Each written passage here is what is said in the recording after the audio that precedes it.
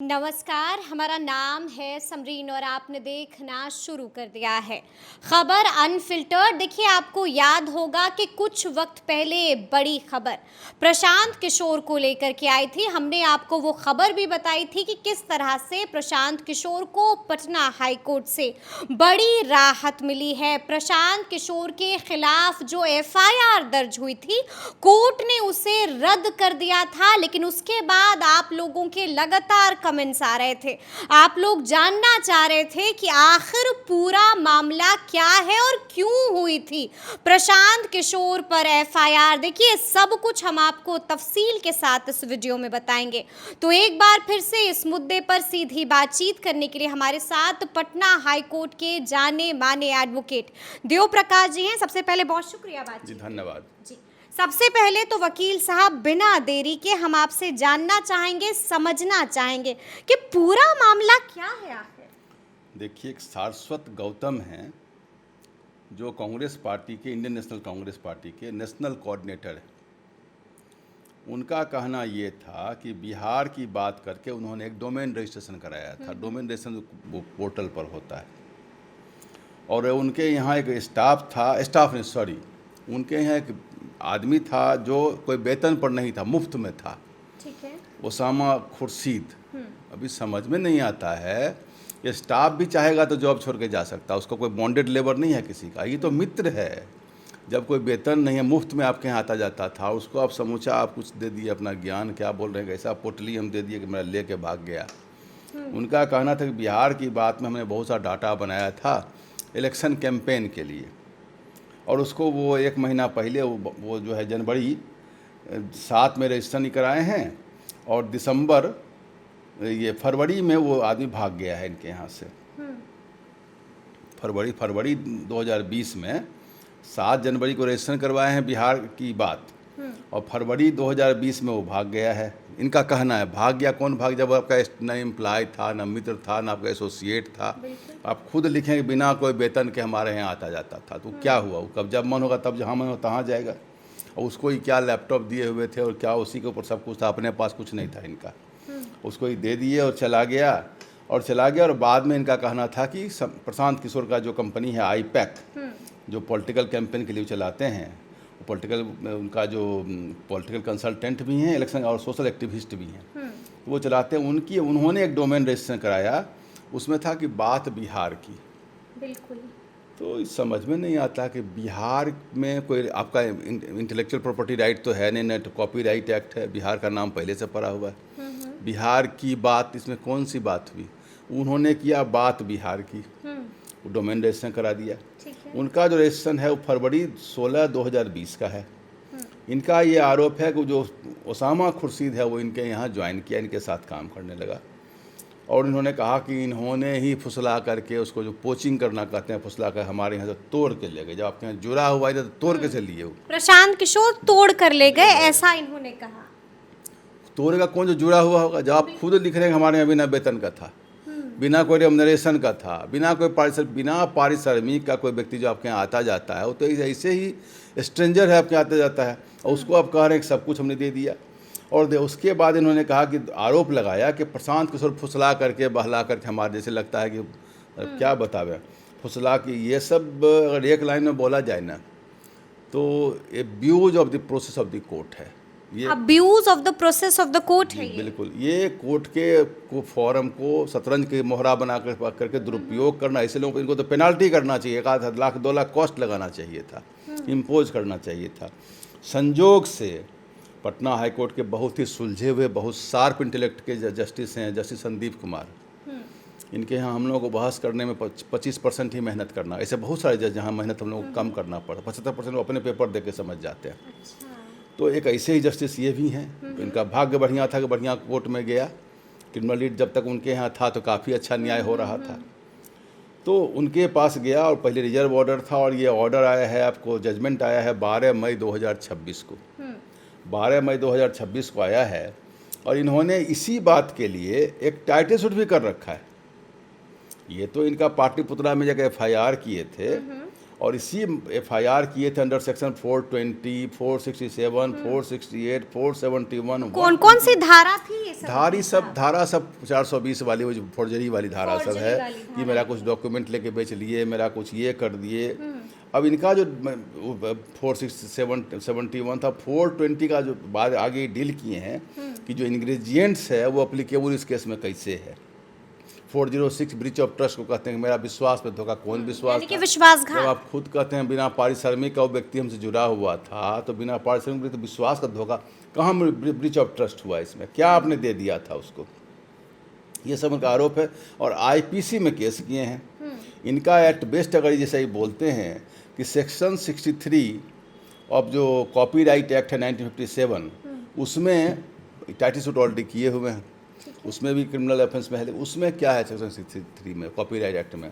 कहता है कोई लिटरेरी वर्क है, कोई कविता है, कहानी है, कोई लेके बेच लिया, जैसे कि कौन पिक्चर था 3 इडियट में, वो चेतन भगत ने किया था। हाँ।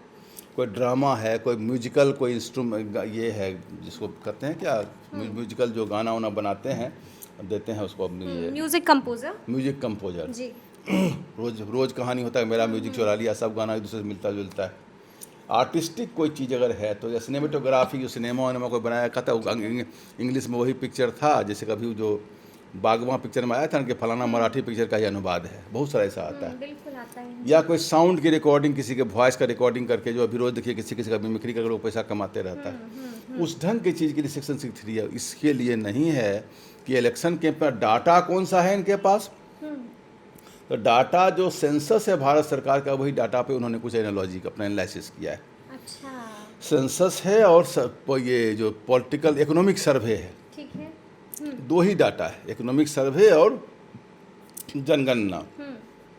जनगणना जो अभी चल रहा है, सोने पहले वाला, वो दोनों डाटा के आधार पर उन्होंने कुछ एनालिसिस बताया। एनालिसिस चोरी करने की जरूरत प्रशांत किशोर को है, वो तो अपने एनालिसिस सम्राट हैं डाटा के, वो क्यों एनालिसिस किसी का चोरी करेंगे? उनका एनालिसिस दूसरा लोग चोरा कहाँ, अब वो तो खुलेआम बोल रहे हैं। जब से वो पॉलिटिक्स में आ गए अपनी बात तो खुलेआम रखते, जिसको मनो चुरा के ले जाओ, जो मनो राजा बन जाओ जा करके। तो बात बिहार की, अब बिहार की बात, इसमें कौन बात कोई प्रॉपर्टी राइट में था और कौन कॉपीराइट एक्ट में? भाई बिहार आपका कॉपीराइट है कि बात आपका कॉपीराइट है?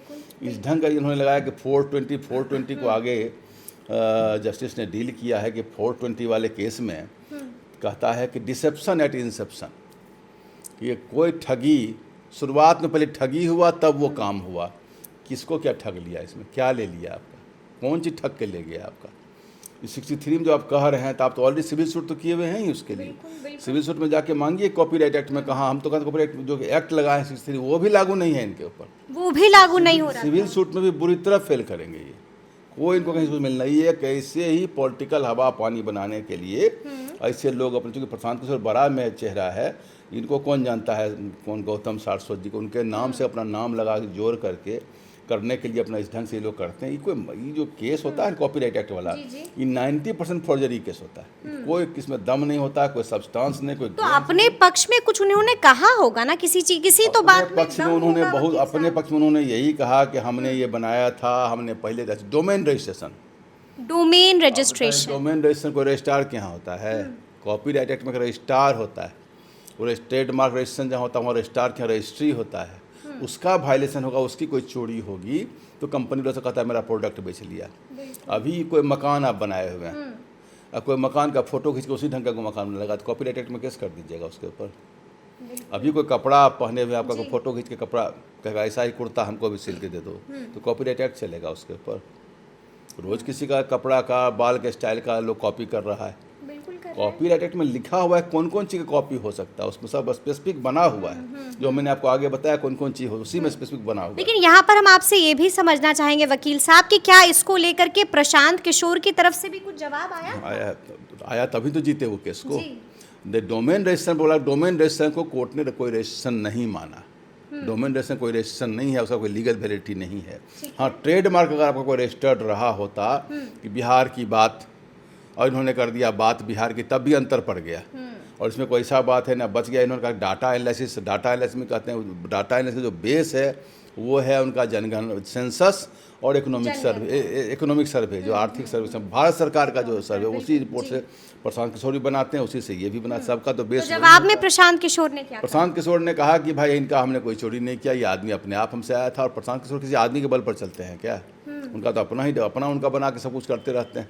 और बात उनका तो कितना वर्ड हर हर मोदी घर घर मोदी शायद उन्हीं का नारा था ना। बिल्कुल, चाय पे चर्चा भी उन्हीं का चाय नारा पे चर्चा था। उन्हीं हर घर दस्तक भी उन्हीं का नारा था। ऐसा ऐसा बहुत सारा था उनका जो बना के वो चलाए हैं, जो ऑल ओवर इंडिया हिट किया है और लोग सक्सीड भी किए हैं।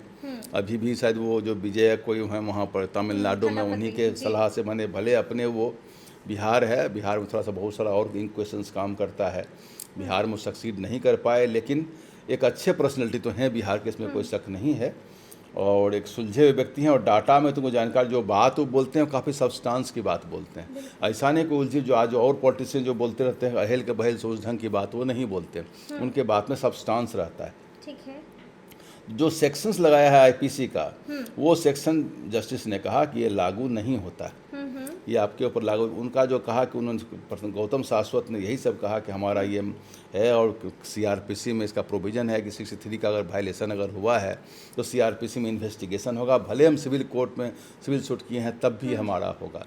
तो जस्टिस ने कहा कि ये सब आईपीसी के सेक्शंस हैं और इसके जो इंग्रेडिएंट्स हैं 420 के, 467 के, 468 के, 471 के, ये सब के इंग्रेडिएंट जो है फॉल्स डॉक्यूमेंट का, ये इसमें कोई भी रेलिवेंट इंग्रेडिएंट नहीं है। सबको उन्होंने स्टेप बाय स्टेप, बहुत 51 पेज का जजमेंट है, स्टेप बाय स्टेप बता चुके। इंग्रेडिएंट्स सबका तय है, एक नहीं, सुप्रीम कोर्ट ने बहुत सारे जजमेंट में कह रखा है। जैसे ज़मीन के केस में ही कहा हुआ है कि अगर मान ली दूसरे का ही ज़मीन बेच दिया, लेकिन किसी आदमी ने अपने नाम से बेचा, मान लीजिए आपका ज़मीन है, हम आपका नाम लेके बेच देंगे तब ना फॉर्जरी। हम अपना नाम लिखा और इन द नोशन कि हमारी ही ज़मीन है।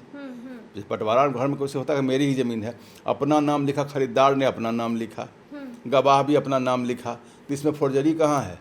अब प्रॉपर्टी गलत अगर ये सिविल कोर्ट में जाकर केस, तो इस ढंग के बहुत सारे केस में सुप्रीम कोर्ट जजमेंट है। मोहम्मद इब्राहिम वाले जजमेंट वाले में भी स्टेट ऑफ बिहार जजमेंट है, भट्ट जजमेंट, उसमें उन्होंने सारे इंग्रेडिएंट्स को तय किया कि क्या है 420, क्या है 467, क्या है 468, क्या है 471, उसी ढंग से इंग्रेडिएंट यहाँ भी इन्होंने तय किया है। जैसे सेक्शन 63 कॉपीराइट एक्ट जो 1957 है, उसके भी जेनुस तय है कि क्या क्या ग्राउंड पर वो चलेगा, वो भी इसमें सर्वाइव नहीं कर रहा है। इन बातों को डील करते हुए उन्होंने कहा, कोर्ट ऑनरेबल कोर्ट ने कहा, क्या ऑब्जर्वेशन दिया कोर्ट ने? कोर्ट ने कहा कि apparently it is the abuse of the process of the court. ये कोर्ट ने कहा abuse of the process of the court. जी, abuse of the process of the court कहा, और कहा कि ये पब्लिक डाटा है, किसी का व्यक्तिगत कोई डाटा नहीं है, डाटा को बना के चला रहा है, न कोई रजिस्ट्रेशन है। अगर कहीं ट्रेडमार्क रजिस्ट्रेशन में गए होते तो उसको भी हम माने होते, वो भी रजिस्ट्रेशन नहीं, कौन सा वायलेशन, डोमेन रजिस्ट्रेशन कोई लीगल वैलिडिटी नहीं है। तो उन्होंने कहा कि ये जो है ये फ्लैग्रेंट, हम तो अब्यूज ही बोल रहे हैं, जस्टिस ने कहा फ्लैग्रेंट अब्यूज ऑफ जुडिशियल मशीनरी। ये कोर्ट के समय को जाया करने के लिए ये लोग बैठ के बाहर में जो पॉलिटिकल लड़ाई है, जो डाटा में लड़ना है, जो इलेक्शन में लड़ना है, उसकी लड़ाई कोर्ट में आकर लड़ते हैं। बिल्कुल। तो इस बात को करते हुए इसको हटा, इस केस को एफआईआर को ही क्वैश कर दिया, मतलब केस रद्द कर दिया, खत्म हो गया। अब उनका जो सिविल सूट है बना रखा हुआ, जो सिविल सूट उनका है टाइटल सूट नंबर 86 ऑफ 2020, उसको लड़े हैं। 15-20 साल तो लगे ही जाएगा लड़ने में, और 15-20 साल में भी अगर जहाँ तक हम बता दें आपको, इस केस में होना नहीं है, कुछ नहीं होना है, कुछ नहीं होना कहीं। जो मैंने कहा, तो क्या जज साहब ने कुछ पेनल्टी भी लगाई है वकील साहब? लगाना चाहिए था लेकिन नहीं लगाया, लगाना चाहिए था, लगाना चाहिए था। फ्लैग्रेंट मिसयूज ऑफ द कोर्ट है, तो ऐसे केस में 1-2 लाख लगा देना चाहिए था। ऐसे केस में लगने से क्या होगा, कोर्ट का फर्दर मिसयूज, मान लिया मिसयूज ऑफ द कोर्ट तो आपने कह दिया, लेकिन एब्यूज ऑफ द कोर्ट तो हो रहा है ना, इसको रोकना चाहिए इसी ढंग की चीज़। ऐसे दोबारा किसी ढंग का फालतू केस कोर्ट में ना, अब इससे कोर्ट में ऑलरेडी कितना संख्या में केस पड़ा हुआ करोड़ों में, ऑलरेडी इस ढंग का केस लोग कर करके केस कोर्ट का समय लेते हैं। इससे क्या होता है, जेन्युइन व्यक्ति को न्याय नहीं मिल पा रहा है। तो ऐसे केस को कोर्ट में लाने की जरूरत भी नहीं थी। और एफआईआर तो थाना में गए होंगे, थाना तो ले लिया एफआईआर, आईपीसी का सेक्शन लगा दिया, कौन था इंटेलेक्चुअल प्रॉपर्टी राइट में, जो केवल 63 लगना चाहिए था इस केस में। ये सब सेक्शन लगने का कोई तुक ही नहीं था, कोई रिलेवेंस नहीं है इसमें, सारा का जेनुस तय किया हुआ है। इसके कोई लगेंगे तब भाई, इसके जो इंग्रेडिएंट्स हैं, कोर्ट तो एक एक चीज़ को डिसेक्शन करके देखेगा, भी हाई कोर्ट तो और ज़्यादा देखेगा, कॉन्स्टिट्यूशनल कोर्ट है वो।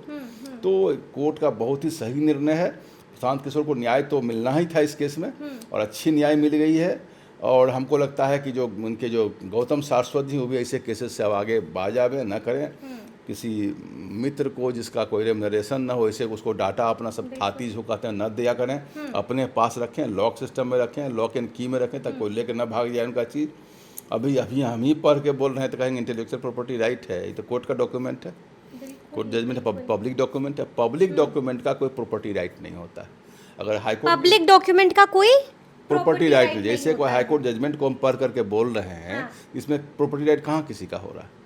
वो जो जनगणना है पब्लिक डॉक्यूमेंट है, वो जो इकोनॉमिक सर्विस है पब्लिक डॉक्यूमेंट है। उस पर कुछ एनालिसिस आप बनाते हैं तो आपको क्या लगता है कि प्रशासन को उसके एनालिसिस से काम चलाए होंगे, अपना एनालिसिस बनाए होंगे वो।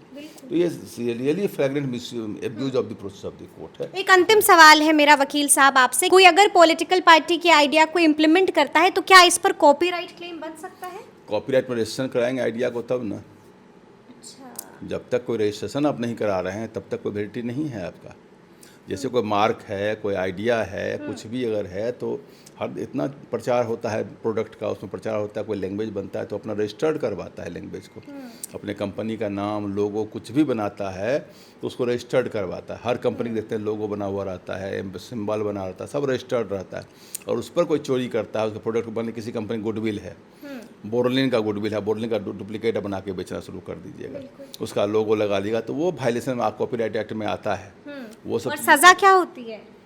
सज़ा उसमें तो इकोनॉमिक पेनाल्टी है तो पेनाल्टी भी लगती है, और सज़ा मतलब कि इसमें 420 वाला कितना सज़ा होगा, साल 2 साल, बहुत सज़ा बहुत ज़्यादा नहीं है, लेकिन आपके प्रोडक्ट को ये कर हटा देगा मार्केट से, और इकोनॉमिक पेनाल्टी लगती है लंबी चौड़ी। इसमें सिविल सूट में ज़्यादा ये होता है, क्रिमिनल से बहुत ज़्यादा इनको निदान नहीं मिलता है। बट रजिस्ट्रेशन रहेगा तब ना। रजिस्ट्रेशन दूसरा रजिस्ट्रेशन क्या रहेगा, ये आप जनगणना के आधार पर बनाते हैं, पॉलिटिकल सर्वे है, कौन सा एनालिसिस है इसमें? ऐसा कौन सा कोर्ट ने यह भी कहा, कोई एक्सक्लूसिविटी नहीं है, कोई नोवेल्टी नहीं है, कोई नायाब चीज़ क्या था इसमें? बात बिहार की या बिहार की बात, इसमें कौन सी बड़ी बात है? बात आज के समय की है, समय आज की, इसमें क्या लग रहा है भाई? इसमें कौन सी बड़ी बात? ऐसा तो 1000 हम बैठ के बना दे, कोई हमको दे पैसा तो हम बैठ के बना दे। हम लोग वकील लोग हैं, भर दिन शब्दों से ही खेलते रहते, कोई शब्द और बना देंगे। तो सुना आपने वकील साहब ने क्या कुछ बताया है। देखिए तफसील से हम लोगों ने चर्चा की है, तो फिर ये पूरी बातचीत, ये पूरी चर्चा और ये पूरा वीडियो आपको कैसा लगा है, कमेंट करके हमें ज़रूर बताइएगा। तो ऐसे तमाम अपडेट्स के लिए बिल्कुल ऐसे ही हमारे साथ बने रहिएगा और देखते रहिएगा खबर अनफिल्टर्ड। और यदि अब तक आपने हमारे चैनल को सब्सक्राइब नहीं किया है तो झटपट कर लीजिए, और फेसबुक पे भी हमें फॉलो करना हरगिज़ मत भूलिएगा। बहुत शुक्रिया आपका।